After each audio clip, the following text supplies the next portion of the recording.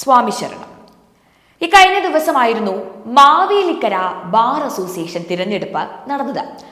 കേന്ദ്രത്തിലെ BJP സർക്കാരിനെ തകർക്കാൻ ഇന്ത്യ മുന്നണി രൂപീകരിച്ചതുപോലെ തന്നെ മാവേലിക്കര ബാർ അസോസിയേഷൻ തിരഞ്ഞെടുപ്പിലും വന്നിരിക്കുന്നു ഇന്ത്യ മുന്നണി.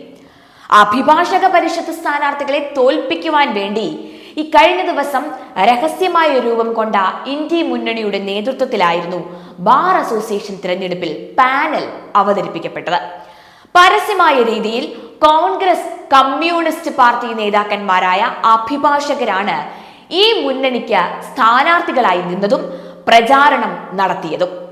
വോട്ടുകൾ മൂന്നായി ഭിന്നിച്ചാൽ അഭിഭാഷക പരിഷത്ത് സ്ഥാനാർത്ഥികൾ വിജയിക്കും എന്ന് പൂർണ്ണമായി മനസ്സിലാക്കിയിരുന്നു ഈ സഖ്യം.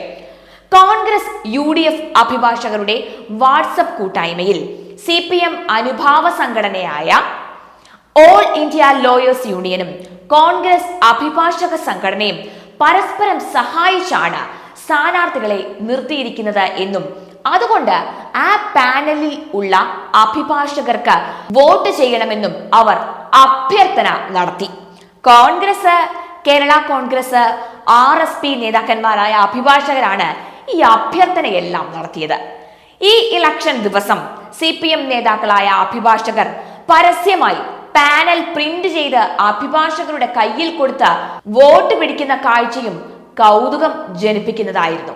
എന്നാൽ പരസ്യമായ ഈ അവിഹിത കൂട്ടുകെട്ടിനെതിരെ ഒരു വിഭാഗം കോൺഗ്രസ്, കമ്മ്യൂണിസ്റ്റ് അഭിഭാഷകർ പരസ്യമായി വരും ദിവസങ്ങളിൽ രംഗത്ത് വരും എന്നാണ് ലഭിച്ചിരിക്കുന്ന സൂചന. ഈ കഴിഞ്ഞ തിരഞ്ഞെടുപ്പിൽ അഭിഭാഷക പരിഷത്ത് സ്ഥാനാർത്ഥികളിൽ ചിലർ ജയിച്ചിരുന്നു. CPMന്റെ ജില്ലാ നേതാക്കന്മാരും കോൺഗ്രസിന്റെയും RSPയുടെയും കേരള കോൺഗ്രസിന്റെയും സംസ്ഥാന നേതാക്കളും രാഷ്ട്രീയ വൈര്യം മറന്ന് അഭിഭാഷക പരിഷത്തിനെ, അതുകൊണ്ട് തന്നെ അവർക്കെതിരെ അഭിഭാഷക പരിഷത്തിനെതിരെ അണിനിരക്കുന്ന കൗതുക കാഴ്ചയാണ് ഈ കഴിഞ്ഞ ദിവസം മാവേലിക്കര കോടതി പരിസരത്ത് കണ്ടത്. സാധാരണഗതിയിൽ 3 പാനലിലായി മത്സരിച്ചാൽ ഇത്തവണ പരാജയപ്പെട്ടു പോകും എന്ന് മനസ്സിലാക്കിയ ഇടതു വലത് അഭിഭാഷക സംഘടനകൾ അത് മനസ്സിലാക്കിയാണ് ഇന്ത്യ മുന്നണിയായി നിന്ന് അവർ ഒരുമിച്ച് മത്സരിച്ചത്.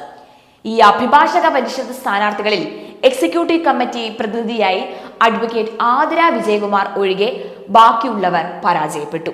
എങ്കിലും ചരിത്രത്തിലെ കൂടിയ വോട്ട് വിഹിതം എല്ലാ സ്ഥാനാർത്ഥികളും നേടി എന്ന സവിശേഷത ഇത്തവണത്തെ ബാർ അസോസിയേഷൻ തിരഞ്ഞെടുപ്പിൽ സാധിച്ചു എന്നും പറയണം. എന്തായാലും നമ്മൾ തിരഞ്ഞെടുപ്പിൽ കണ്ട ഇന്ത്യ മുന്നണി ഇപ്പോൾ ബാർ അസോസിയേഷൻ തിരഞ്ഞെടുപ്പിൽ വരെ എത്തി നിൽക്കുകയാണ്.